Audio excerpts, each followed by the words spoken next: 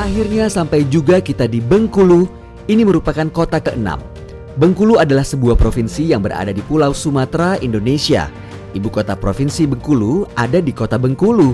Provinsi ini terletak di bagian barat daya Pulau Sumatera yang berbatasan dengan Provinsi Sumatera Barat, Jambi, Sumatera Selatan, dan Lampung. Wisata Bengkulu itu memang ada yang sifatnya alam. Tadi sepanjang Samudra Hindia kita memiliki beberapa spot pantai yang sangat eksotis. Dari sisi Taman Nasional ada bunga Rafflesia.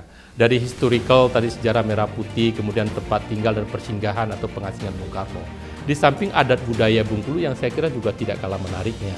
Dari sisi kuliner, dari sisi fashion, arti industri kreatif kita juga potensial untuk dikembangkan. Beberapa strategi sudah kita jalankan. Yang pertama tidak bisa tidak memang. Sektor pariwisata itu akan berkembang dengan baik ketika aksesibilitas daerahnya dibuka. Maka di awal-awal kepemimpinan saya bersama Wakil Gubernur, kita mencoba bagaimana membuka keterisolasian Bengkulu, baik dari sisi darat, laut, dan udara. Maka konektivitas Bengkulu dengan kawasan tengah Pulau Sumatera yang terhubung dengan tol Pulau Bayi Lubuk Linggau dan nanti akan menjadi pintu gerbang ekonomi di kawasan Samudra Hindia dengan adanya pelabuhan Pulau Bayi, ini akan membuka akses Bengkulu. Ya, memang salah satu ya yang kita kembangkan strategi pemasaran atau peningkatan komoditas UMKM kita, itu komoditas unggulan kita, yaitu kopi. Di mana Bengkulu ini merupakan penghasil kopi Robusta terbesar ketiga nasional. Dan yang kedua, dari sisi kualitas, ini pernah kita ikutkan lomba AFA di Paris, Prancis 2019. Alhamdulillah kopi Robusta Bengkulu itu mendapatkan 3 medal. Dinyatakan sebagai kopi Robusta terbaik dunia. Nah, dengan dua keunggulan ini yang menjadi persoalan bagaimana kita meningkatkan nilai tambah dan pemasaran kepada konsumen akhir. Nah, maka kita bagaimana meng-create yang namanya warung kopi digital. Ini bentuk waralaba yang coba kita bangun dalam skala 5 juta, 10 juta, dan 15 juta. Ini sudah kita kerjasamakan dengan provider dan pihak perbankan. Sehingga warung kopi digital yang kita create ini untuk dibangun di seluruh Indonesia, ini sudah ada beberapa yang dibangun di Provinsi Bengkulu, termasuk di provinsi lain. Bahkan sudah ada 2-3 titik dibangun di Kuala Lumpur, termasuk di Putrajaya, di Kazakhstan. Jadi modelnya adalah kopi Robusta Bengkulu dipasarkan dalam bentuk warung kopi digital, coba mengintegrasikan ya digitalisasi UMKM di satu sisi juga bagaimana melibatkan akses perbankan.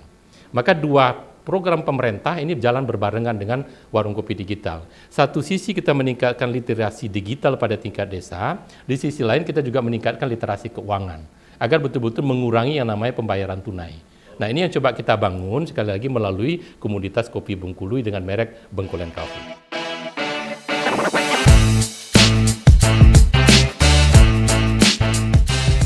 Sebelum kita menuju ke tempat-tempat bersejarah dan UMKM di kota ini, kami berhenti di salah satu dealer Mitsubishi yang ada di Bengkulu.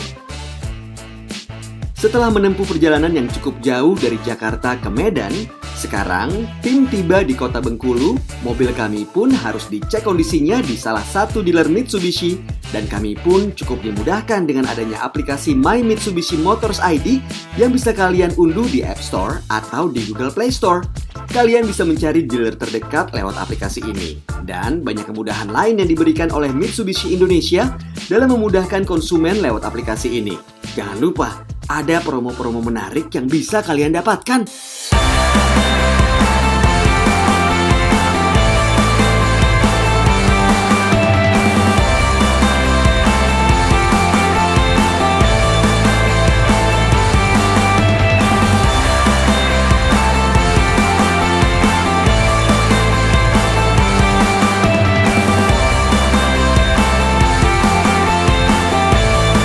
Sekarang kita sudah ada di kota Bengkulu, tepatnya di rumah kediaman Bung Karno pada waktu pengasingan di Bengkulu tahun 1938 sampai 1942.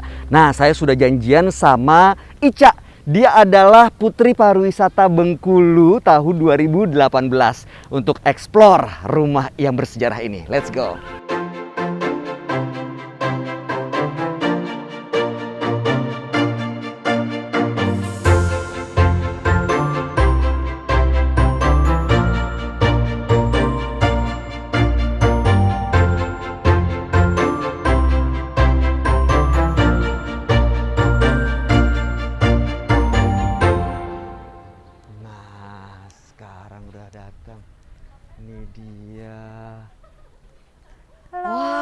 Mbak Ica. Assalamualaikum. Waalaikumsalam. Silakan masuk ya, Bang. Iya, terima kasih. Iya. Apa kabar? Alhamdulillah baik. Abang apa Sehat. kabar? Alhamdulillah sehat. sehat ya. Wah, akhirnya sampai juga di Bengkulu ya. Alhamdulillah. Cuacanya enak ya? Enak, alhamdulillah dingin ya, Bang. Dingin, seru banget. Wah, terima kasih loh udah ngeluangin waktu. Kita boleh datang ke Oke. sini ngeliat-lihat ke dalam ya. Oke, silakan. Oke, ayo Sip, kita masuk kalau bareng. gitu. Mbak, izin? Iya, silakan. Oke, kita mulai dari mana Mbak Ica? Jadi sekarang kita berada di Rumah Pengasingan Bung Karno, yang dimana tepatnya di Kecamatan Ratu Samban, Kota Bengkulu. Oke. Jadi Rumah Pengasingan Bung Karno ini ditempati oleh Insinyur Soekarno, yang dimana merupakan tahanan politik dari kolonial Belanda pada tahun 1938 hingga 1942 gitu. Oke. Wah. Iya, ini banyak banget benda-benda bersejarahnya ya. Ini historical. sepeda ya. Beliau Iya, kan emang suka main sepeda iya, kan? sepeda kesukaan presiden kita, Insinyur Soekarno pada Iya. waktu itu. Dan saya tahu apa namanya Bung Karno tuh ada fotonya Iya. lagi ke India kalau nggak salah, itu boncengin Ibu Fatma. Ibu Fatmawati, Iya. Mbak Ica suka naik sepeda? Suka dong. Kalau diboncengin naik sepeda? Suka juga. Oke. Kalau ada yang mau boncengin gitu ya. Wow, mancing. Iya. Oh, oke. Ini sepeda Bagus sih sepeda sepedanya. kecintaan Bung Karno pada Sepeda ini ya. masanya. Iya. Oke. Dan ini kursi-kursi di ruang Kursi-kursi tamunya. ruang tamu, iya. Iya.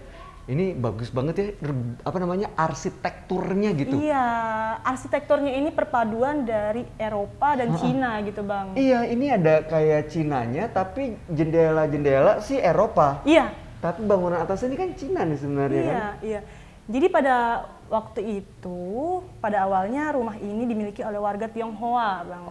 Bernama Lion Bueseng waktu itu. Jadi disewa oleh kolonial Belanda untuk menjadi tempat pengasingan Bung Karno. Oh, ini kamar tidurnya, Iya, Ca. benar.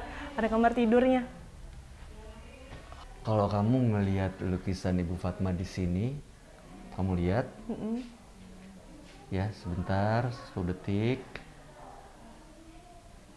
Fokus. Bagus. Beneran. Kamu lihat, terus kamu merem. Apa yang kamu rasain? Ngelihat Ibu Fatmawati ini sangat bersahaja, Bang. Karena Ibu Fatmawati ini ikut andil dalam kemerdekaan Indonesia. Iya. Dalam menjahit bendera kita Sang Bendera Saka, merah putih, bendera ya. merah putih. Iya. Untuk dikibarkan pada tanggal 17 Agustus 1945. Itu, Bang.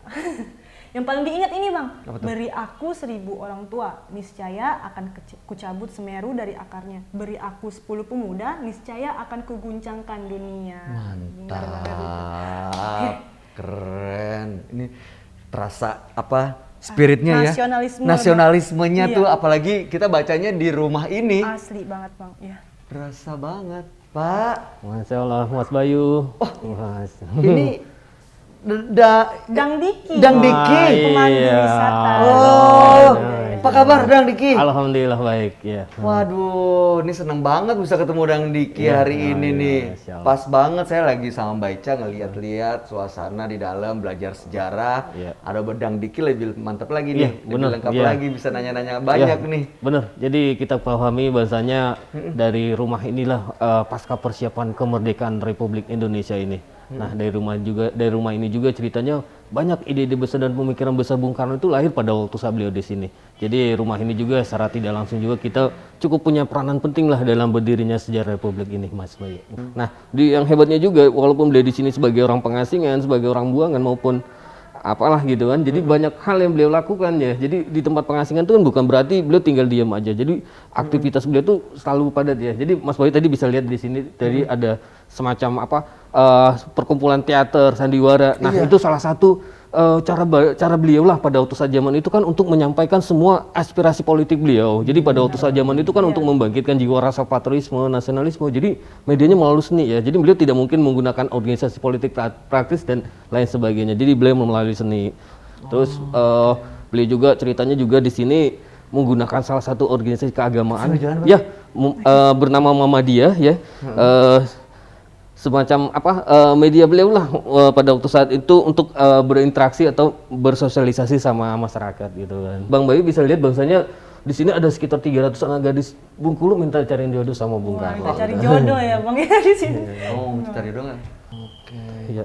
Nah, yang Mas Bayu ada yang saya mau ceritakan sedikit di sini. Ya, di sini kita ketahui kalau beliau itu kan seorang insinyur ya. Betul. Nah, lulusan ITB. Iya, benar. Nah, kita ketahui bahwasanya di kota ini memang ada beberapa rumah masyarakat dan satu tempat ibadah itu kan merupakan hasil karyanya beliau. Ya, termasuk ini Masjid Jami yang ada di Jalan Sudirman. Oh, sampai sekarang masih ada? Iya, masih ada, masih bisa kita kunjungi. Nah, di Masjid Jami itu ceritanya beliau tidak hanya mendesain masjid tersebut, beliau juga menjadi motor dalam pembangunan masjid itu, Mas Bayu. Jadi pertama sih orang daerah jadi motor, Mas Bayu, nggak terasa sih. Jadi ketika beliau ambil alih, jadi kayaknya hampir seluruh masyarakat kota ini memberikan sumbangsinya. Jadi yang hebat itu Mas Bayu, beliau itu bisa membuat orang tuh supaya bisa berbuat. Jadi ya seorang motivator yang sangat luar biasa gitu. Bisa menggerakkan Bener, masyarakat ya. iya benar Mas Bayu. Karena yang susah tuh ngerakin Iya, orang untuk iya, mengikuti bener. apa yang diinginkan. Berarti beliau adalah seorang orator dan komunikator handal ya. Iya benar. Nah saya juga di sini sangat terinspirasi juga Mas Bayu.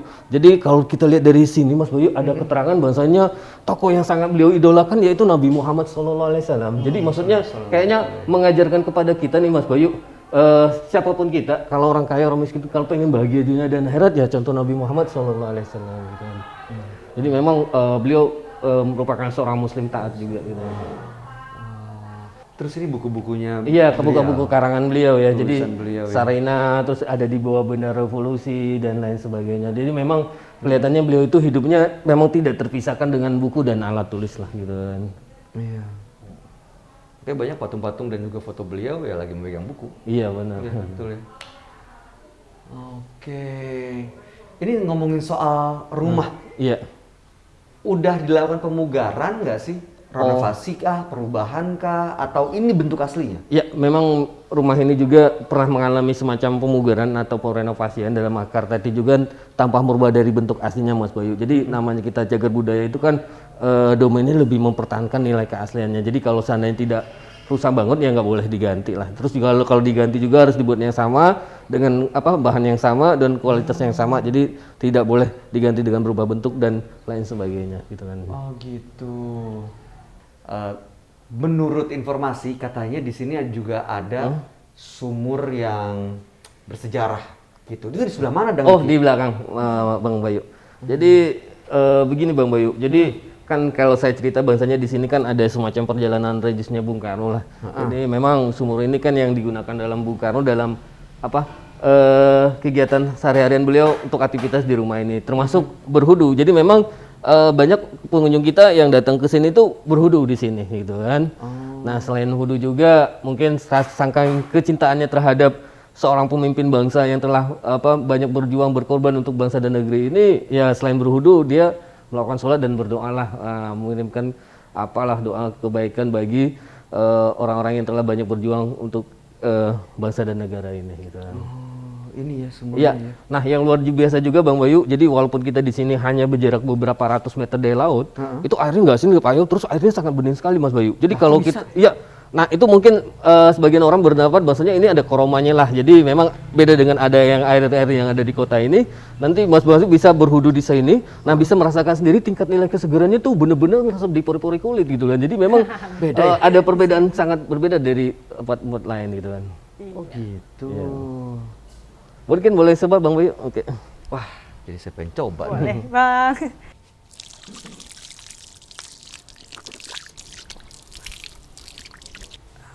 Oke, udah berasa lebih segar, awet muda? Gimana, Udah Bang? seger banget. Waduh. Alhamdulillah. Gimana? Kelihatan lebih muda nggak? Gimana ya? Jangan boleh bohong. Awet muda kok. Aduh, Awet amin. Terima kasih. Ampun, seger banget. Bener nih kata Dang Diki nih. Iya. Dang, ini meja makannya asli nih? Iya, memang udah replika gitu udah Bang. replika ya? Iya Bang. Tapi di sini tempat makannya? Iya. Nah, ada sangat privasi di meja makan ini. Jadi kayaknya kalau orang zaman dulu itu kan lebih mengutamakan adab daripada ilmu. Kita bisa lihat sendiri Bang Bayu, kalau di sini kan ada terdapat 6 kursi ya. 6, betul? Iya, 4 yang rendah, 2 lebih tinggi. Jadi maksudnya di meja makan aja ada 2 orang yang dituakan, ada dimuliakan gitu loh Bang Bayu. Oh gitu. Iya, benar. Harapan saya dengan orang berkunjung ke rumah pengasingan ini banyak hal nilai-nilai positif yang bisa diambil dari rumah pengasingan ini. Terutama menumbuhkan rasa cinta tanah air, rasa kebangsaan, nilai-nilai semangat kepahlawanan ya. Jadi maksudnya adanya masa sekarang itu kan ya berkat perjuangan orang-orang tempo dahulu gitu loh kan. Jadi kita mengedukasinya masyarakat itu ya jas merah lah, jangan sekali lupakan sejarah lah gitu loh kan. Oh, kalau Ica yang pakai baju merah? Jangan sampai lolos. Iya. Dan Diki, Iya. nih kita mau ucapin terima kasih banyak. Iya. Udah diajak tur keliling rumah Pengasingan Bung Karno ini ya. Gimana Cak kesan-kesannya?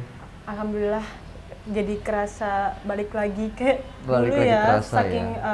jelasnya dijelasin sama Dang Diki tadi. Iya. Dang, kami Ya. pamit ya Dang. Iya, alhamdulillah. Jangan bosan-bosan nerima tamu Iya, benar. rumah kami di Nah, sini. iya, benar. Dan harapannya anak-anak muda nih Iya. wah, harus datang ke sini. Iya, harus banget ya. Iya, biar tahu perjuangan yang tidak mudah, gimana memperjuangkan, merebut dan pertahankan kemerdekaan. Iya, benar. Dan Diki, Oke. salam sehat, Salam sehat. sukses selalu. Amin. Assalamualaikum. Waalaikumsalam warahmatullahi.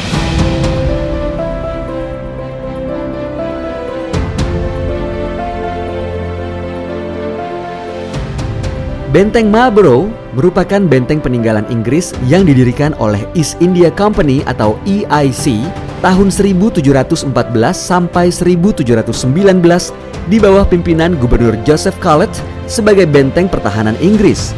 Benteng ini didirikan di atas bukit buatan menghadap ke arah kota Bengkulu dan memunggungi Samudra Hindia.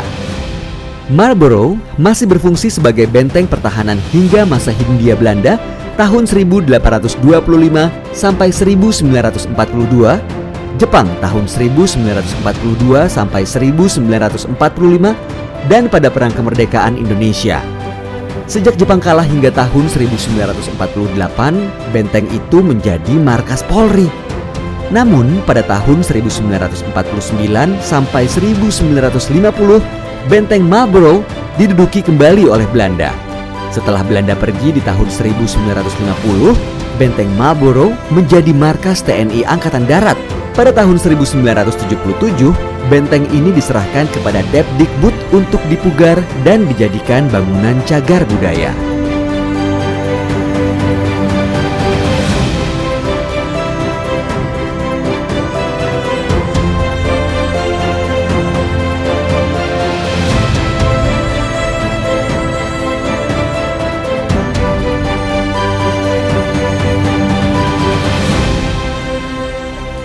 Dari Kota Bengkulu, kita sekarang ada di mana nih, Cak? Sekarang kita ada di Benteng Marlborough. Di Benteng Marlborough. Ya, Suasana hari ini lagi hujan. Lagi hujan. Lalu kemudian juga kan memang secara apa ya?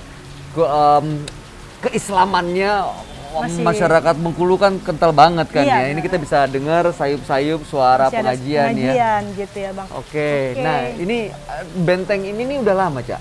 Udah lama banget, Bang. Jadi Benteng Marlborough ini merupakan peninggalan Inggris pada Oke. tahun 1714 hingga 1719 gitu, Bang. Oh, dari 1700-an. Iya, benar banget. Udah Dipakai lama zaman banget. perang ya? Iya, Bang. Oh, oke. Terus ada apa aja di sini? Ini banyak banget. Di sini ada ruang tahanan, terus ada meriam-meriam. Di sini juga ada rempah-rempah. Jadi replika rempah-rempah seperti itu, Bang. Oh, jadi dulu ini tuh tempat untuk mengumpulkan rempah Iya. sebelum dikirim ke negara mereka. Iya, benar banget. Oh. Dan benteng pertahanan juga, Bang. Benteng pertahanan. juga. Gitu. Kalau kita lihat dari atas, Benteng Marlborough ini seperti bentuk kura-kura gitu, Bang. Langsung menghadap ke Samudra Hindia. Oh gitu. Langsung menghadap ke laut. Kalau misalkan kita naik ke atas, itu ya. Sekarang cuaca kan tidak Nggak bersahabat bisa. ya, Bang. Lautnya di mana sih, Cak? Lautnya di Sebelah situ. sana? Iya, benar. Oh. Makanya meriamnya langsung menghadap ke Oh, laut. ini meriam emang letaknya di Iya, sini. langsung menghadap ke laut. Oh, gitu. Gitu, Bang. Cukup Wow. luas, Bang, Benteng Marlborough ini gitu. Sekitar 44.000 meter persegi gitu. Wow, oke. 4 hektar lebih tuh. Iya, benar. Dan sekarang peruntukannya buat apa? Sekarang peruntukan menjadi cagar budaya, tempat wisata sejarah gitu, Bang. Iya. Tuh ya, kita tadi sih kita udah ke sana sempat keliling sedikit. Iya. Cuman keburu hujan. Iya. Ya, Nggak apa-apa ya, mengurangi rasa kita untuk mengunjungi Betul. Benteng Marlborough ini ya Bang ya. Tetap nggak mengurangi kesan yang kita dapatkan Benar banget ya Bang ya. selama di benteng ini. Nah kalau kesini tuh letaknya di mana ini tempat ini, Benteng Marlborough ini? Di kecamatan masih di daerah pantai, kawasan wisata Pantai Panjang Bang. di sini. Pantai Panjang. Iya. Dekat sama rumah pengasingan tadi ya? Iya masih juga dekat rumah pengasingan Bung Karno. Nah itu kayaknya tempat penjara-penjara ya, tahanan Iya, ya? ruang-ruang tahanan. Ruang tahanan. Terus Ada di situ- ruang berangkas juga. Ruang berangkas di Iya, situ. Iya benar. Oke, gimana tadi Bang? Udah lihat juga. Berkesan banget ya. Iya. Sejarah soalnya udah ratusan tahun benteng ini. Benar. Oke, kalau begitu dari sini kita akan segera ke tempat lain ya, Cak. Iya. Kita mau ngeliat ke apa nih? UKM yang seru di mana? Oke, kita langsung aja nanti aku ajak dan teman-teman ngajak. Ya udah, pokoknya langsung apa ke kemanapun sana. aku ikut Oke. kamu. Oke. Let's lanjut, go. Let's go. Putri pariwisata, pasti dia tahu semua hal di sini. Let's go.